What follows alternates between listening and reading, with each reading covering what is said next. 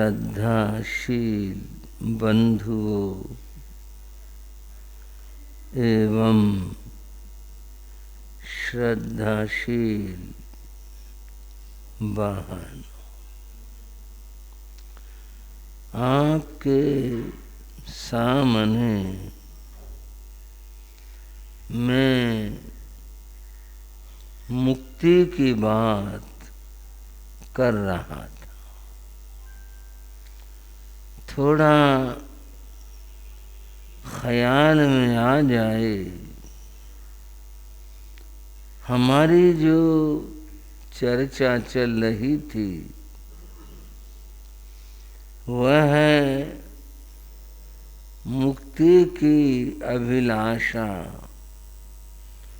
इस बात के ऊपर चल रही थी। मुक्ति की अभिलाषा के बारे में शास्त्र में जिक्र आया। गौतम स्वामी ने भगवान से पूछा, संवेगेन भन्ते जीवे किम जनयति। भगवान संवेग से जीव को क्या प्राप्त होता है, क्या उपलब्धि मिलती है। संवेग की चर्चा में आपको बताया था। संवेग शब्द का अर्थ है मुक्ति की अभिलाषा, मुक्ति की कामना, मुक्ति की इच्छा। अब यहाँ सबसे पहले तो प्रश्न यह होता है, जो इच्छाएं हैं वह संसार है। भाइयों, समझने का विषय है, इच्छाएं संसार है। और यहाँ इच्छाओं की बात आ गई। इच्छा अगर होगी तो फिर मोक्ष कहाँ से होगा और कैसे होगा? क्योंकि इच्छा तो विद्यमान है। दो बातें हैं जो मोक्ष में सबसे बड़ी बाधा और रुकावट होती है। दो बाधाएं क्या हैं? एक अहंकार है और एक लोभ है। समझे भाई? ये दोनों मोक्ष जाने में सबसे बड़ी बाधा है। आप पूछ सकते हैं, क्रोध भी है और माया छल कपट भी है, फिर चारों कषाय हैं। ये बात ठीक है, पर यहां जानने की बात ये है, चार कषायों में दो कषाय प्रधान होते हैं और दो कषाय गौण होते हैं। मान यानी अहंकार और लोभ यानी इच्छा, ये प्रधान है। क्रोध और छल ये गौण है। क्रोध तो बहुत बुरा है, बुरा तो है, लेकिन शांत भी हो जाता है। लंबे समय तक पड़ा भी रहता फिर भी शांत हो जाता है। अहंकार ज्यादा बड़ा है, लोभ ज्यादा बड़ा है। और अगर सच जाना जाए तो ये है, अहंकार के कारण से क्रोध उत्पन्न होता है। किसके कारण से भाई? अहंकार के कारण से। किसी आदमी के अहम को अगर थोड़ी सी भी ठेस लगती है, चोट लगती है, थोड़ी सी भी, उसका अहंकार प्रभावित होता है तो व्यक्ति को क्रोध आता, तत्काल क्रोध आता है। अगर अहंकार का पोषण होता रहे तो क्रोध नहीं आएगा। अहंकार के कारण से क्रोध आता है। हमारी बात नहीं सुनी गई, मेरी बात नहीं मानी गई, मैं ऐसे था, मैं ये कह रहा था, मैंने आवाज दी थी और इसने सुनी नहीं। ये क्रोध की बात है। बंधुओं, संक्षेप में बात समझ लें, अहंकार बना रहता है जीवन। अहंकार क्या?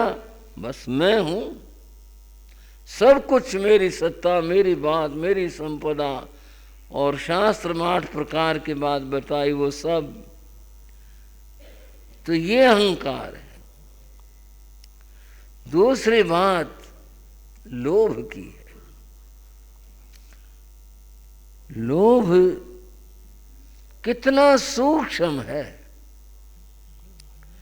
लोभ की बात कितनी बारीक है। जितनी इच्छाएं, तृष्णाएं, कामनाएं हैं, ये सब लोभ के कारण से आती है। इनका मूल लोभ है। और तो क्या, बात तो यहां तक कही गई, अगर मोक्ष का भी लोभ है तो भी मुक्ति नहीं होती, फिर तो बड़ा मुश्किल होगा। फिर तो मोक्ष पाना ही मुश्किल होगा। पर बात समझ लें, यहां जो मुक्ति की अभिलाषा है, ये अभिलाषा की बात प्रशस्त अभिलाषा की बात है। प्रशस्त कहते हैं अच्छे को। एक निकृष्ट बुरा होता है और एक अच्छा होता है। संसार की इच्छाएं अगर व्यक्ति के मंद हो जाएं, छूट जाएं और मुक्ति के अभिलाषा हो जाए, तो संसार के जो बंधन हैं वे टूटने शुरू हो जाते हैं। और अंत में आकर के जो मुक्ति की अभिलाषा है, वह अभिलाषा न रह करके पुरुषार्थ में बदल जाती है। अतएव मुक्ति की अभिलाषा करना, होना बुरा नहीं है, बाधा नहीं है, वह पुरुषार्थ में परिणत होती है।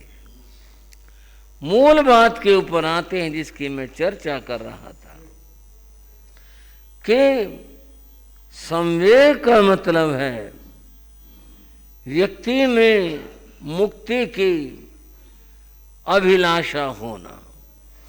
अभिलाषा होगी तो व्यक्ति कुछ पुरुषार्थ करेगा, अन्यथा कुछ पुरुषार्थ नहीं करेगा। अब मैं और इस बात की चर्चा कर रहा हूं, इस मुक्ति के अभिलाषा की बात कर रहा हूं। यह जो मुक्ति के अभिलाषा, इससे क्या होता है? संवेगेण अणुतरंग धम्म सद्धं जनाए। उसकी धर्म श्रद्धा, धर्म पुरुषार्थ जिसमें मुक्ति के अभिलाषा हो और बढ़ जाते। अभिलाषा नहीं होगी तो वह पुरुषार्थ नहीं कर पाएगा। एक बार बड़े आनंद की और विचित्र बात हुई। बात यह हुई, एक व्यक्ति परमात्मा को पाने की बात सोचा करता कि परमात्मा मिले, परमात्मा को प्राप्त करूं।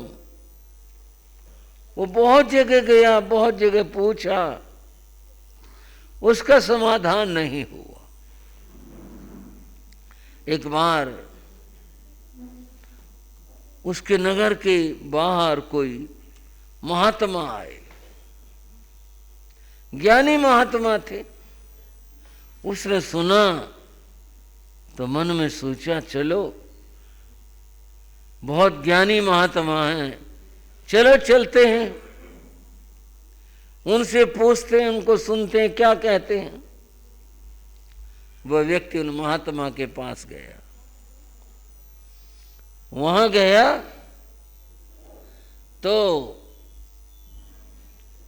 भीड़ इतनी थी, उसका नंबर ही नहीं आया। वो बैठा रहा, लोग आते रहे, लोग आते रहे, अपनी बात अपनी चर्चा करते रहे। महात्मा उन्हें उत्तर देता रहा। शाम हो गई, शाम हुई, लोगों का आना बंद हुआ। महात्मा ने उस व्यक्ति से पूछा, कहो भाई, तुम बैठे हो इतनी देर से, चुपचाप बैठे हो, कोई अपने मन की बात? बोला जी मैं तो अपने मन में कुछ बात लेकर आया था और मैंने पूछनी थी, पर मैं तो दूसरी बात पूछूंगा। भाई जो तुम्हारे मन में वो पूछो, क्या पूछोगे? वो बोला जी अब मैं आपसे ये पूछना चाहता हूं, ये जितने व्यक्ति आए मैंने देखा आपके पास में, सैकड़ों, उससे भी कहीं ज्यादा और कहीं ज्यादा, क्या ये सारे आदमी मुक्ति को पालेंगे? क्या ये सारे परमात्मा को प्राप्त कर लेंगे? इतने सारे लोग जो आपके पास में आए, क्या ये मोक्ष चले जाएंगे?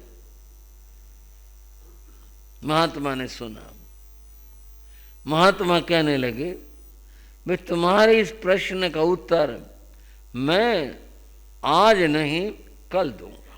कल आना और कल सुबह में ही आ जाना, समय लेकर आना। कल मैं तुम्हारे को इस बात का उत्तर दूंगा। वो व्यक्ति चला गया। दूसरे दिन वो आया, जल्दी आया, बैठ गया। लोग आने शुरू हुए। आज भी भीड़ खूब बनी थी, लोग आते रहे, खूब आते रहे। शाम हो गई, उसका नंबर ही नहीं आया, वो बैठा रहा। ये शाम को सब लोग जा चुके। महात्मा ने उससे पूछा, कहो भाई कुछ समझ में आई? बोला जी समझ में तो तब आए जब आपने कुछ समझाया हो। मैं सुबह से बैठा हूँ, चुपचाप बैठा हूँ, मेरी तो बात ही नहीं हुई। महात्मा पढ़े। बोले अभी भी नहीं समझे? बोला जी आपने बताया नहीं, आपने समझाया नहीं। बोले एक बात बताओ, ये जितने आदमी आए तुमने सुना ये क्या बात कर रहे थे? बोले हाँ कुछ तो सुनता रहा, मैं सुन रहा था। बोले क्या बात थी? बोले सब अपने दुख लेकर आए। किसी ने अपने काम काज की बात बताई, किसी ने परिवार की बात बताई, किसी ने स्वास्थ्य की बात कही, किसी ने और तरह तरह के झगड़े, कुछ बातें, भाई कृपा कर दो ये ठीक हो जाए, ये ठीक हो जाए, ये ठीक हो जाए, ये बातें कर रहे थे। महात्मा ने कहा, इनमें से किसी आदमी ने ये भी कहा कि महात्मा जी परमात्मा कैसे मिलेंगे, मुक्ति कैसे प्राप्त होगी? किसी ने पूछा? ना जी ये तो किसी ने भी नहीं पूछा। बोले भोले, जो किसी के मन में ही नहीं है, जिसके मन में जरा भी बात ही नहीं है, अगर कहीं गांव में जाना तो पहले रास्ता पूछेंगे ना, बस गांव को जाना, रास्ता कौन सा है, फिर आदमी चलेगा, फिर आदमी पहुंचेगा। इन्होंने तो रास्ता भी नहीं पूछा इस बात का, कभी मुक्ति का, परमात्मा को पाने का क्या उपाय है, ये पाएंगे कैसे, इनके मन में ही नहीं है। भाई पहले मन में होती है मैं परमात्मा को प्राप्त करूं, मैं मुक्ति को प्राप्त करूं। इनके मन में संसार बसा है, संसार की इच्छा है, संसार की कामना है, यही लेकर आए। और मुक्ति कैसे प्राप्त हो? मुक्ति पाने को और परमात्मा को पाने को अगर किसी का भाव है तो पहले मन के अंदर ये इच्छा होगी मैं परमात्मा को प्राप्त करूं, मैं मुक्ति को प्राप्त करूं, ये भाव होगा तभी जा करके व्यक्ति परमात्मा को पा सकेगा, अन्यथा कैसे पाएगा। मैं यहाँ चर्चा कर रहा था महावीर भगवान और गौतम स्वामी के संवाद की। गौतम स्वामी ने पूछा किसी के मन के अंदर मुक्ति की अभिलाषा हो तो क्या होगा? भगवान ने कहा मुक्ति की अभिलाषा जिस भीतर में होगी, जिसके अंतर में होगी, उसका संसार से मन हटना शुरू हो जाएगा। बंधुओं समझे इस बात को, मुक्ति की अभिलाषा है, मन में है, तो ये संसार के प्रति इच्छाएं हैं वो घटनी कम हो जाएगी। और अगर बुरा न मानो, आज इच्छाएं घट रही हैं कि बढ़ रही हैं? धर्म के पास आकर भी इच्छाएं और बढ़ती जाती, और बढ़ती जाती, घटने की बजाय। मुक्ति की अभिलाषा हो तो संसार की इच्छाएं घटें, और यहाँ तक अभिलाषा नहीं, व्यवहार में तो कह देते हैं लोग, लेकिन यथार्थ में नहीं है। अगर मुक्ति की अभिलाषा हो तो व्यक्ति के भीतर से संसार की जो इच्छाएं हैं वो घटनी शुरू हो जाएंगी। संसार की इच्छाएं घटे तभी जाकर उस व्यक्ति को परमात्मा की उपलब्धि हो सकती है और वो प्राप्त कर सकता है।